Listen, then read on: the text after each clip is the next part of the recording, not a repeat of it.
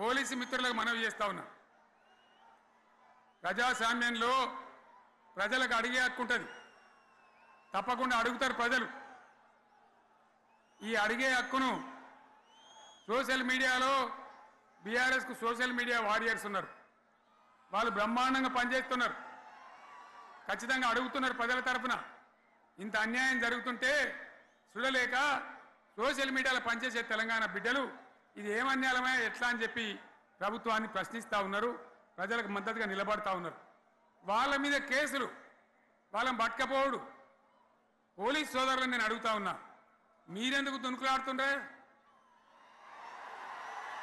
మీకేమక్కడ వచ్చింది? మీకొక్కటి చెప్తున్నా నేను, గ్యారంటీగా పోలీసు మిత్రులారా, ఇవాళ పోయి రాత్రి మీ డైరీలలో రాసుకోండి, మీ డైరీలలో రాసి పెట్టుకోండి. 100కు 100% ఇలా తెలంగాణ చెలరేగిన పరిస్థితికి మళ్ళా వచ్చేది బీఆర్ఎస్ గవర్నమెంటే.